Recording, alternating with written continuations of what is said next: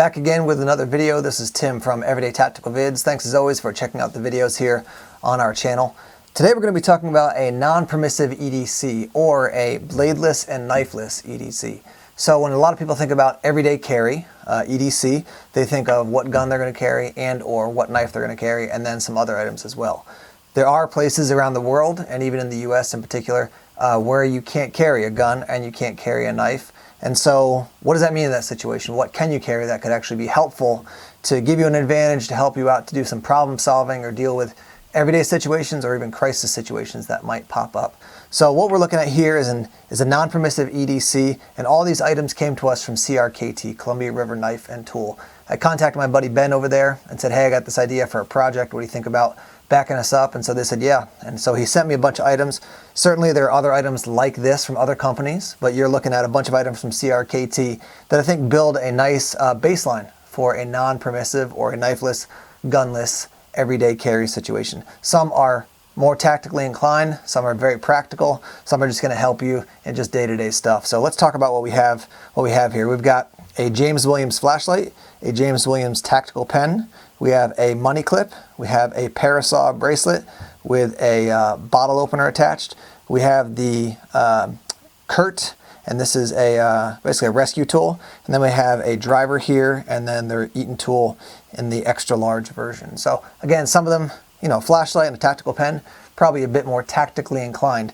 The Eaton tool, not likely to save your life, but the nice thing about all this is that you don't need a huge bag to carry it. Most of this stuff you could, you know, carry in your pockets. You could carry if you had a cargo pocket. Certainly the bracelet you're going to be wearing, these two things are made to be sitting in a pocket. So anyhow, I just want you to have some baseline to be thinking about what would it look like to build a non-permissive EDC. Now what we're going to do is look at each of these items in particular, and then we'll wrap up the video. Let's start off with this first item, that is the Tycoon money clip. It's going to run you between 10 and probably 15, 16 bucks. To be honest, it's relatively pointless when it comes to any tactical application or life-saving application, but it's kind of cool. So nice money clip. It's made of aluminum, very lightweight, helps organize your money. It's what a money clip does. Nothing too fancy. One thing that is pretty neat though is that the Tycoon money clip also comes in a set where you can get the belt buckle, the money clip, and actually the knife, all designed by, I believe his name is Brian Tighe, T-I-G-H-E, over at CRKT. He works with them. So simple object. You can throw your money in it, throw a couple credit cards in it, and you're good to go. So that's your first item in your non-permissive EDC. Definitely not going to save your life, but kind of cool. Next up we have this tactical pen. This is a James Williams tactical pen. It's made of 6061 aluminum. It's 6 inches long from end to end and weighs 1.2 ounces. The thing I like about this pen is that yes, it could certainly be used as a self-defense weapon. So if you need to let somebody know you mean business, you could certainly jab them with this. You also have a blunt end there, so that's less dangerous than this pointed end. Pop this off and you've got your pen. The thing I really like about this pen, and this may sound silly, but if you've used tactical pens before, you may know this, it's very usable as a pen. Some tactical or survival pens, they're so honking big, they're just huge. You know, you're holding your hand like this to try and use them to actually write. This one, it's not the case, so it's very streamlined, very thin in the middle, so when you actually hold on to it, it feels quite comfortable to write with it. That's just a big deal for me. If I'm going to have a coup baton, let me have a coup baton. If I'm going to have a pen that's also useful as a tactical item, then it's got to be able to write. If I'm going to carry it in my pocket, you know, primarily as a writing utensil for 99% of the time, I want it to be able to be used effectively in that way. So James Williams tactical pen, very slick, very sleek. Like this guy a lot. Our third item here is the K.E.R.T. It's the Keyring Emergency Rescue Tool. You can see it's got this rubber coating, or this rubber cover I should say.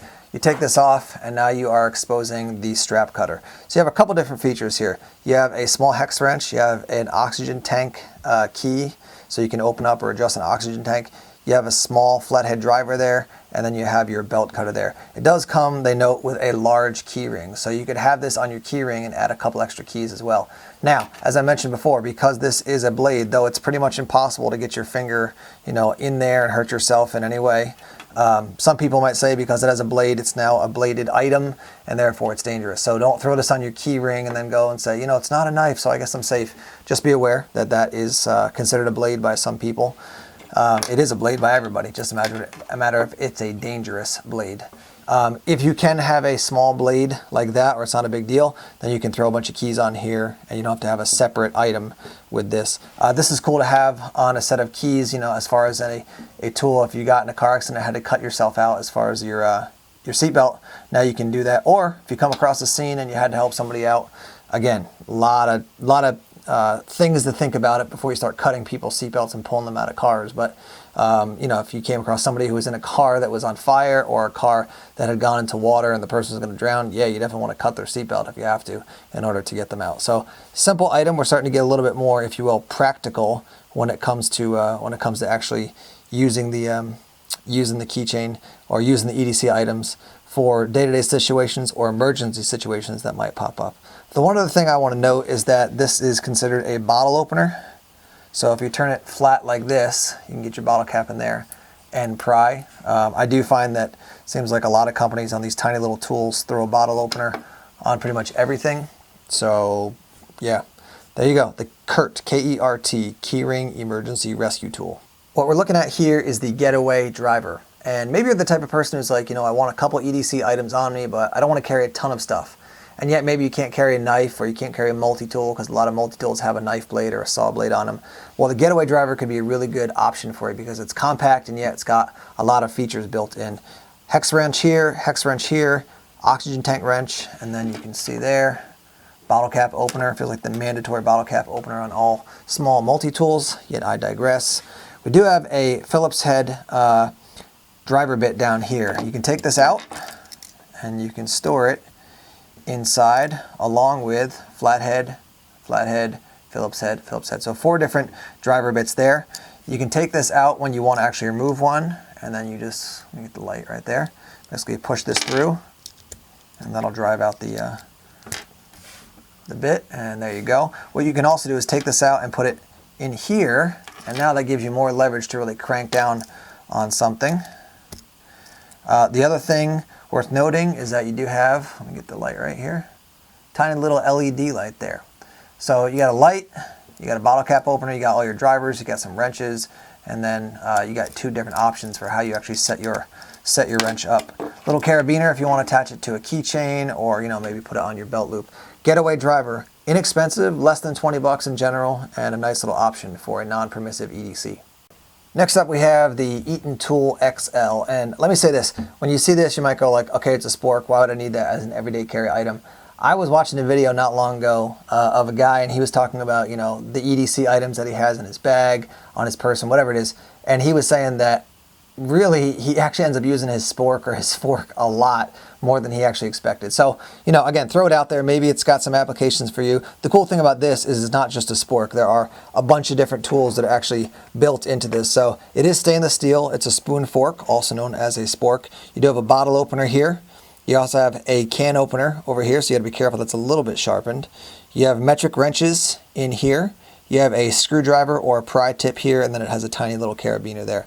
So you could, you know, throw this in a pocket, maybe clip it to a belt loop or something like that. Let me look up the dimensions. Overall, your dimension 6.13 inches and your weight 2.7 ounces. Your handle material is 3CR13. Again, not going to save you if you're hanging off a cliff or something like that, but in general, why are you going to be hanging off a cliff in everyday life? All that said, cool little item, XL. Eaton Tool, there is the smaller version. It's about, I would say, about that big. It is definitely usable. The other one's usable as a spoon slash fork, but it is a little bit harder just because it's a little bit smaller. So this one is much more reasonable as far as using it in its capacity as far as a eating utensil. Next up here we have the Onion Survival Parasaw. So it's a survival bracelet. You got paracord there. It does have a tungsten carbide wire saw inside, and when you open it up, you can see a little bit of kind of glimmer through the cracks, and that is the saw that's wrapped in plastic. So there is a saw inside there. I'm not going to take the whole thing apart. I've put a link down below to the late Boy Scouts review of this, so you can actually see what it looks like to take it out and actually use the saw. It has a snap buckle here. There's no whistles or anything built into the buckle, which could be a nice little bonus if CRKT changes that in the future. And then they've added on, or they sent me this, which I added on. This is a bottle opener as well, so you can take this off. Let me show you how to do that real quick. So I'll pop this off. Actually, I think it was kind of a hassle to get it on. No, actually, it's not too bad. So now you've got a bottle cap opener there. If you can't carry the K.E.R.T and you still want a bottle cap opener, you can certainly have this, and you got a bottle cap opener with that. If you have the K.E.R.T, maybe you want to take that off and then just leave it off in general. So again, paracord, good to have as just an everyday item. And yeah, so there you go, the CRKT Onion Survival Parasaw. Last up here, we have the Williams Tactical Applications Flashlight. Let me give you some of the details here. End to end, 4.84 inches. Weight is 3.1 ounces. It takes two CR123 batteries. It is made of aluminum and it has a removable pocket clip here. Interesting to me that they put it down at the bezel end as opposed to the base end. That's kind of a different way to do it compared to most flashlights. Now the thing that's most interesting about this is it has two different settings based on how the bezel is set. If you listen here, bezel out, bezel in, bezel out, bezel in. So when you have the bezel out, it's going to give you the highest output, right? So you got 320 lumens.